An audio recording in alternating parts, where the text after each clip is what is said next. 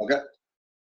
Ladies and gentlemen, it's Samson Ray Simon here with an interview of AnDisheh, the man, the myth, the legend. How you doing, everybody?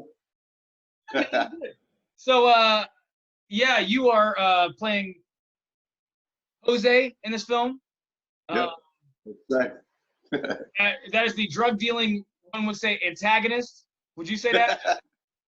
To say the least, yeah. Yeah. It's an accurate description. All right. So I know that you do acting, obviously, or else we probably wouldn't be having this conversation. You also are in hip hop. You're a hip hop artist. Yep. Years and years. Yep. Yeah, for sure, man. Is there any other art forms that you are? Football, baseball. That's what kind of. It's weird, man. Football, baseball, music, and then that led into acting, and Yeah.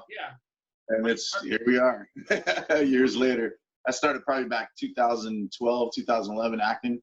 I went to school for it though too. So okay. Where did you go to school?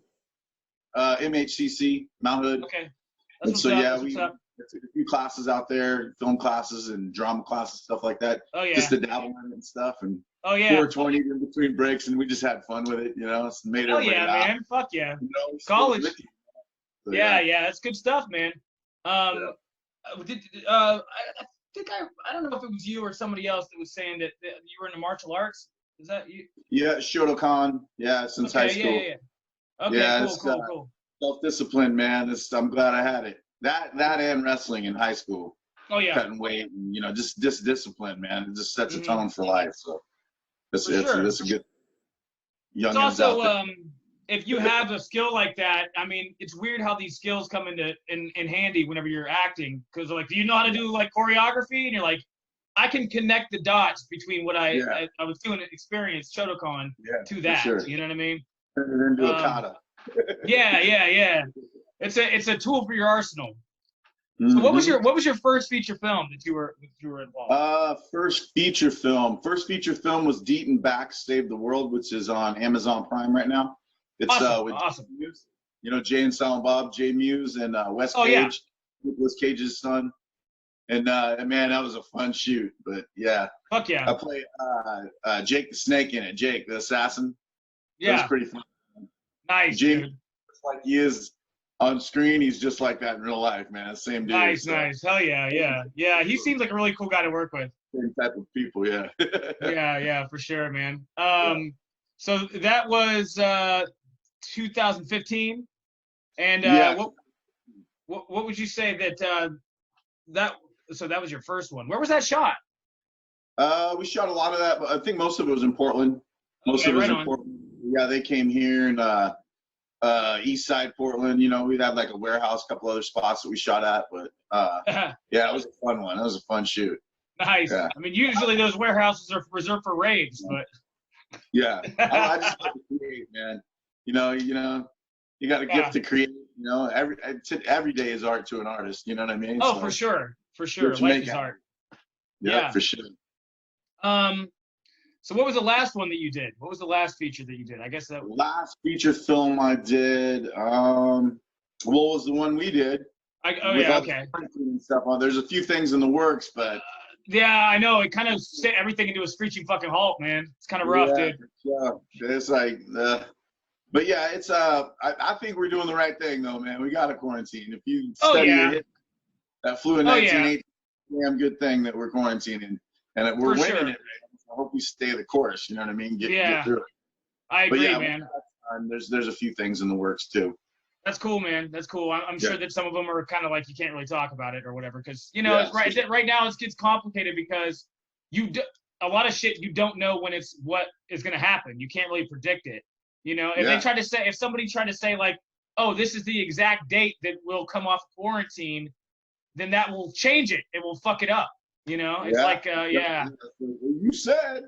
yeah, exactly. It's like, well, drops off and stomp it out, So, and we're in the middle of that, and I get it. It's frustrating, but yeah, we got to stay the course, man. It could be a lot worse. I mean, you and me, dude. Like, I mean, as an actor and as a musician, if you can't do live shows, especially right now, you're kind of fucked. You know, because like trying to get people to pay you like they used to whenever we would sell CDs is like out, right? So you're making money off of streaming for the most part, and that's like 0.001 cent a fucking stream, and it's like it's all changed. It's definitely man. All you got is merchandise, but everybody's broke because everybody's, you know. Shout out to the essential workers, though. You know. Yeah, those are heroes, man. Those people out there in the grocery stores and making foods and all those kind of things. You know, those are heroes, definitely. Oh yeah, for sure, 100%, man. Medical workers, trash workers. So what would you say is your favorite role that you've ever played? Besides, obviously, we're gonna leave "We Need Rent Money" out of it because it's like, even if that was, it's like, oh, sure, you're promoting this film though. Yeah, man. It was fun though. I know. I had a lot of fun with that shit, man. Next one. I know. We were laughing about a sequel. We'll talk about that later off the thing. I did this one called Satanimation. It's like this 80s like style B movie. That's it was pretty fun. I play like this slasher named Necrotar. That Necrotar. I love that. That's sick. Picking people up by their necks and all that kind of stuff. Hell yeah. Like 12-degree weather out in Forest Grove in the middle of the night at Pacific University. That man. Everywhere and stuff, and trying not to get hypothermia. Yeah, that sounds brutal, man. I like all my roles, man. You know what I mean? I like to become that character, you know, and just bring your best to the screen and like, you know. Right? Yeah, man. You know, that was dope. You know. Oh yeah, man. I don't know how you met Blake, but the first time I saw you was you had sent a video that was the audition of the fucking of the Jose role, and I was like, this guy is fucking perfect, and it was crazy because we couldn't find anybody that like fit the role or that we thought it's like really, you know what I mean? Yeah. And then like we got that video and we're like, yes, you know, but. One thing way back, you know, AI said something. He goes, sometimes you see other people making moves on the court and shit like that, and you pick up little pieces of their game, add it to your game, you know, and then you evolve. And so, like, you grew up with, you know, you kind of imitate those voices or those accents, or, you know, kind of bring it all together and just make it your own, you know what I mean? And So, I remember somebody was like, how did you guys put this character together? It really sounds Colombian. And I was like, well, you know, it's just as easy as writers, we did the research to find out what lingo it is, you know, that a Colombian would use. And then as an actor, you did your research. It's just, for sure. Really that simple a lot of the times too. Well, what was cool, when I knew I was hitting is when we were on set, and then one of the girls goes, she goes, are you from Colombia? I grew up there. Yeah, right? That's always sick, right? That's always sick. Like, I nailed it. As a cop would say. I've been told it's the same thing. I'm like, that's that reminds me of that fucking shit in Once Upon a Time in Hollywood where she's like, that's the best acting I've ever seen in my life. He's like, fucking fuck. You know, like that's that type of moment you get right there, you know? Yeah. It's like, fuck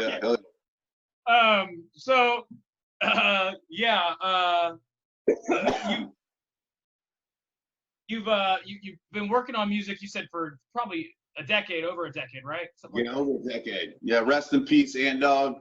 We were part of Look of the Hood for years and years and years.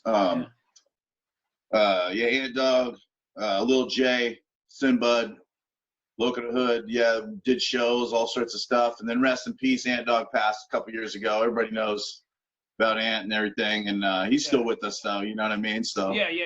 So we get with him, and you know, it's all tribe, you know, eternal tribe life. So spiritual. Sure. Hell yeah, man. Yeah. So I'll put a link in the description to your music sites.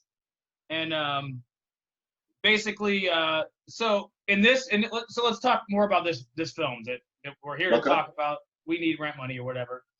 Yeah. So how did you get a hold of Blake first? Like, how did you? Huh? Everybody needs rent money right now. I know, right? That's so topical and shit. Right? So like, how did you get a hold of Blake? Did you guys find each other on Portland Casting or something, or what? How did that connection? How did that? Blake actually hit me up out of nowhere. Oh, did he? Like, Is this scam awesome. likely?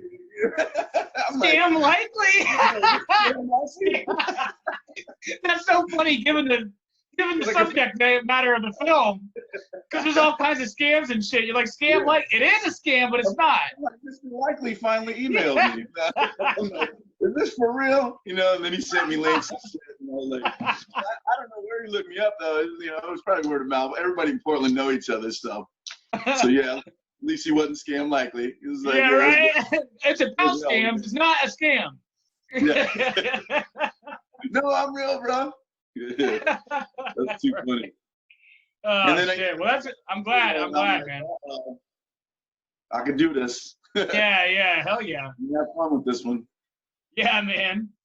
What's kind of cool, we just did we're working on a feature film. We're still working on it. It's half done. It's called Tangled Evidence with Marco Manzi out of Las Vegas.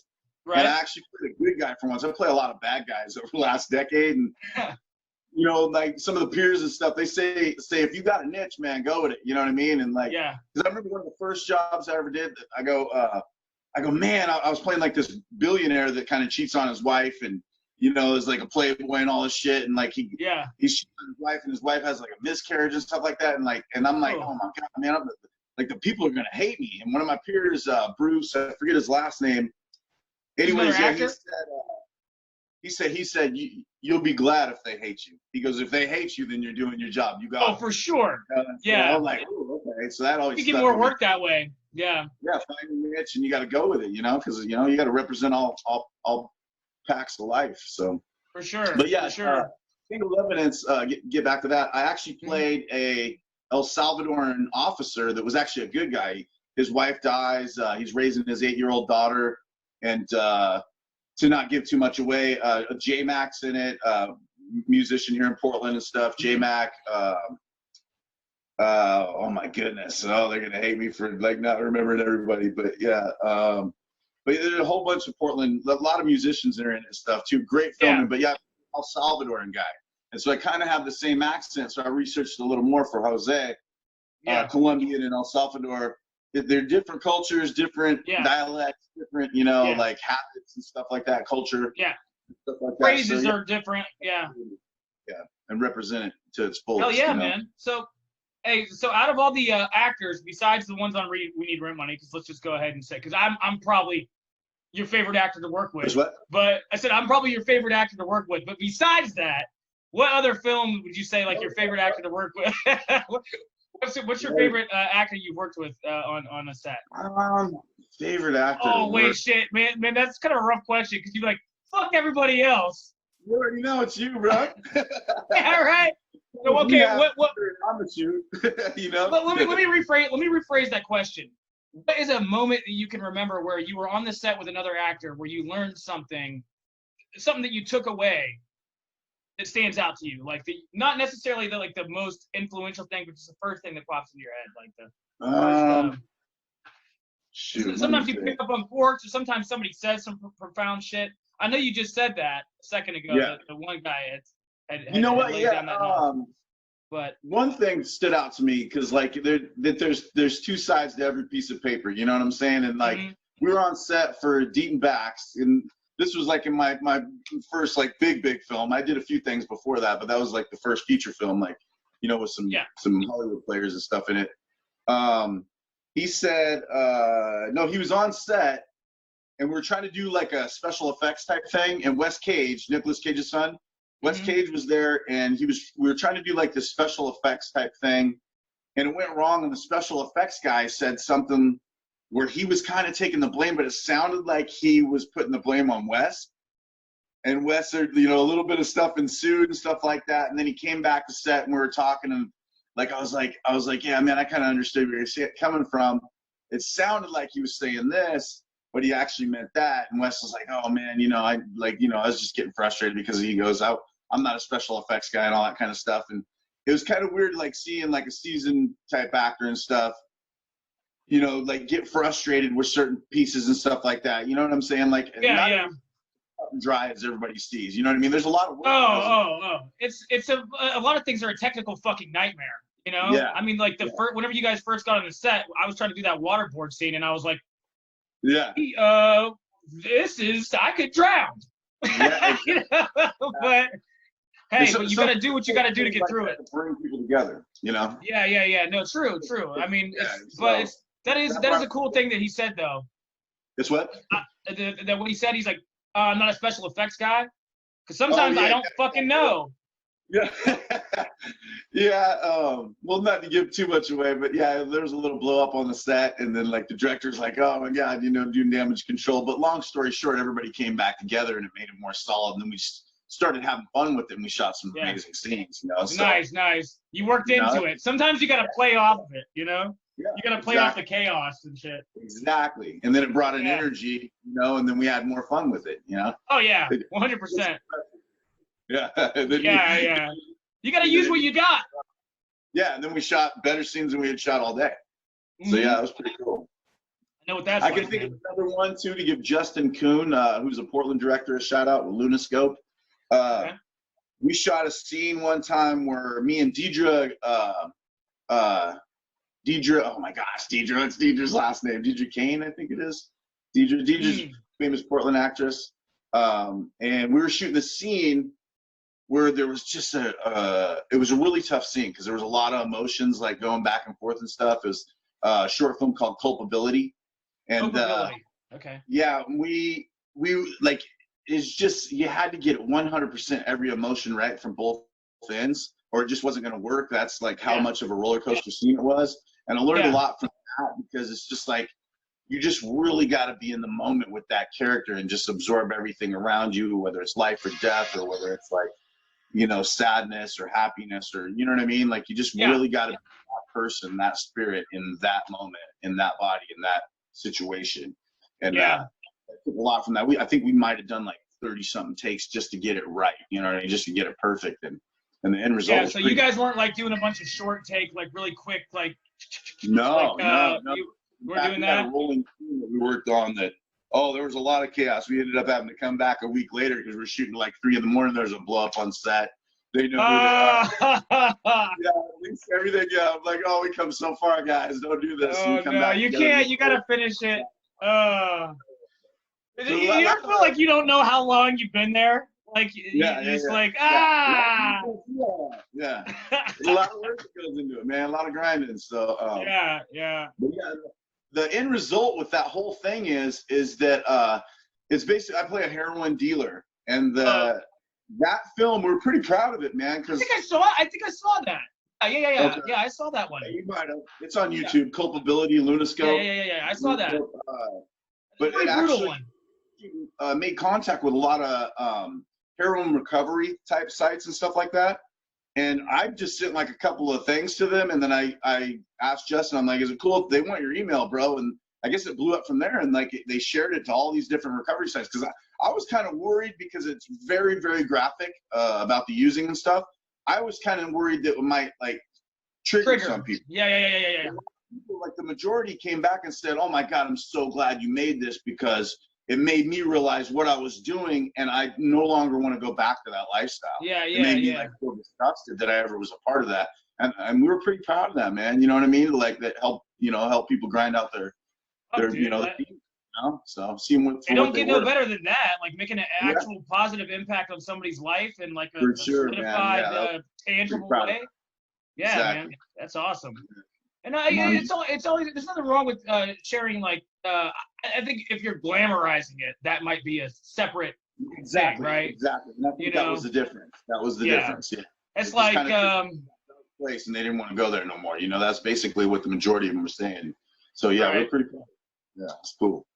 There's a difference between what is it, spun and like blow, or like, you know what I mean? Yeah. Because it's all glamorous up until the last part, you know, but that's not realistic. That's not realistic, you know? Yep.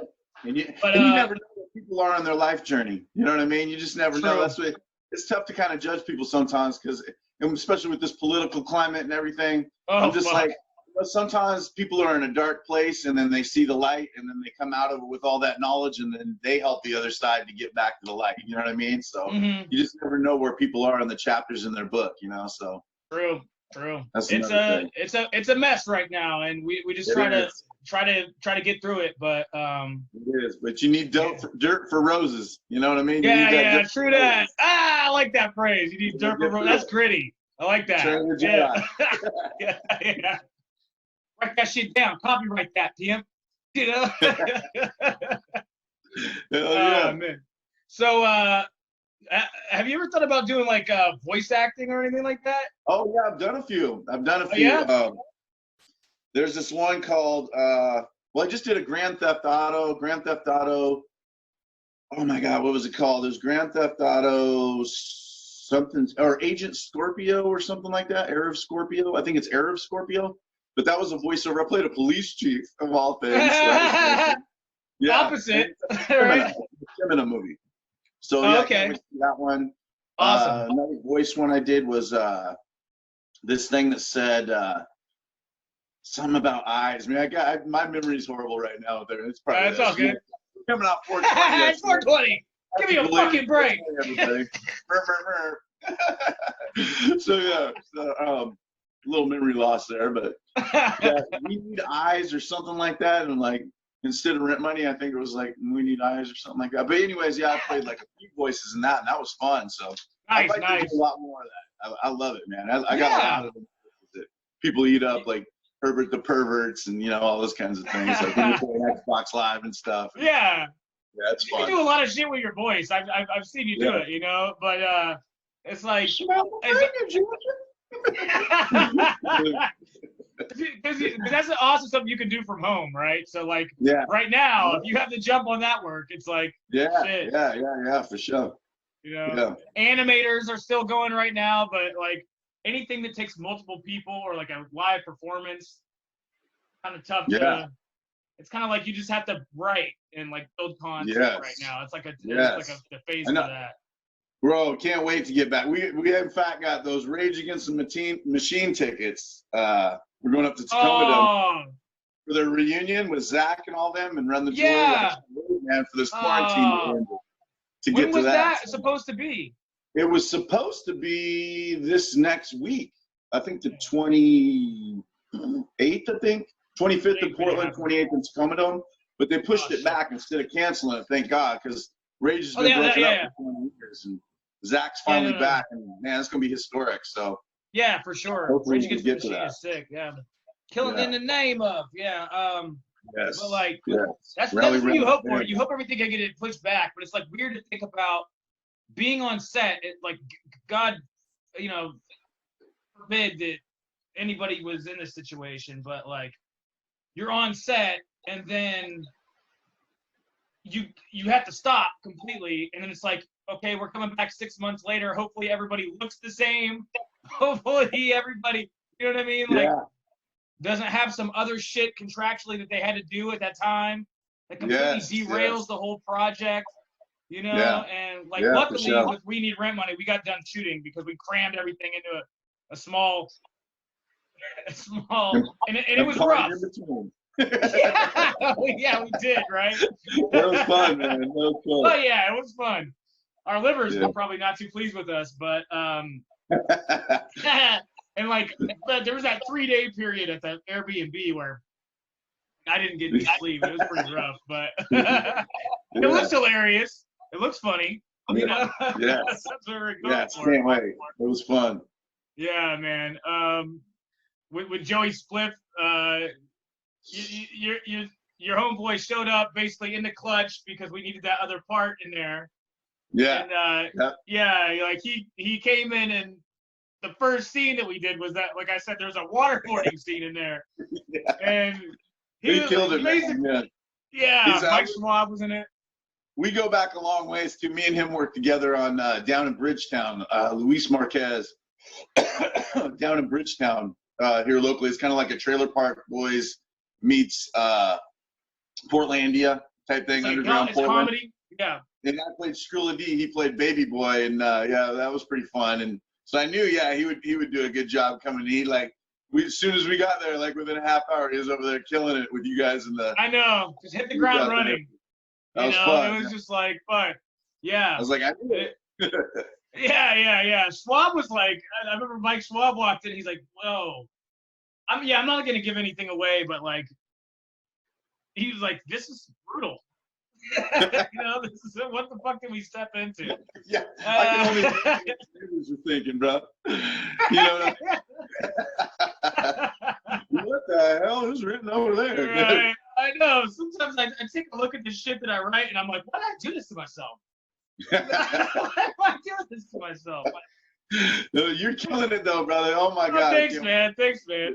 Yeah, you guys killed it too, and it was like, it was important, man. Like whenever it's an independent picture like that, and like you're kind of making things up as you go along. There's rewrites that are happening. Sometimes, you know, you got to stay flexible. That's what I learned out of that. You know. Yeah. It was that like no matter what, like if you try to get too rigid, the shit's gonna break. You know what I mean? For sure, yes. You gotta be willing to well, not necessarily compromise. A better word would be adjust and react. You know? Yes.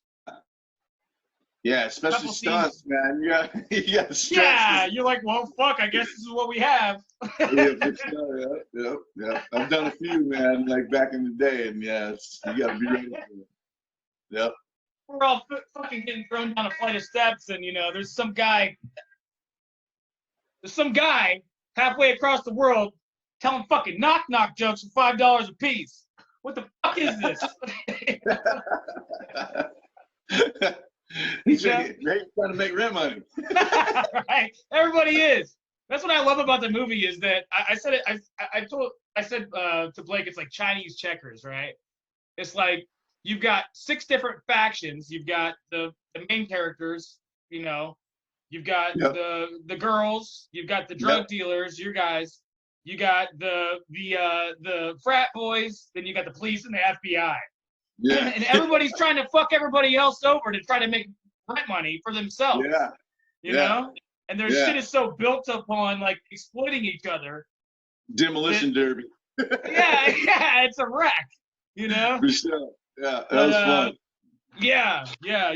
I'm glad we got so many people that were experienced on the set. That like, you know, people that had come all the way down from Seattle, Portland. Yep. I don't know if anybody came from California, but you know, we had actors that worked in California.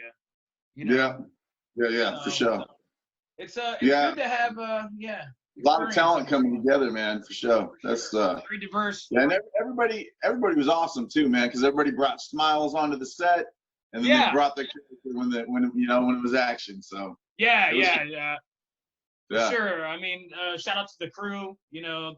Yes, they were working over the lights. Obviously, Ferguson, the DP, like you guys. Blake was keeping it together. Like, it was a lot to do with a small crew, but they really did the best.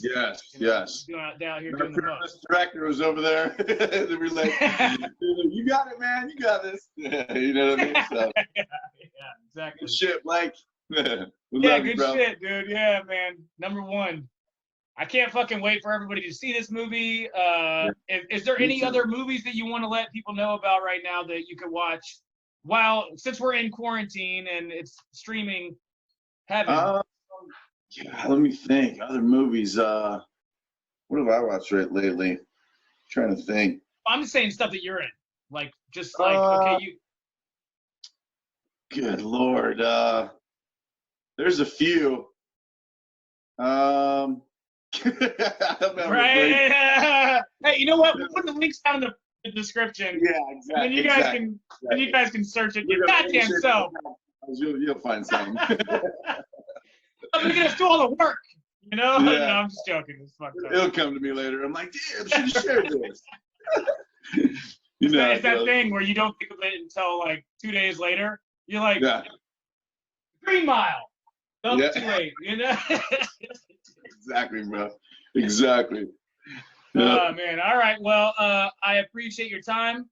It's yours too, brother. It's been awesome. And you already know. Yeah, dog. I can't wait to work with you again. Yeah. And we'll discuss. We'll discuss that after this recording here. Absolutely, baby. We're gonna get in that studio and get back on the film too. So. That's right. Come see that stuff. We need rent money. We love you. Wolvpact, biatch. Yeah.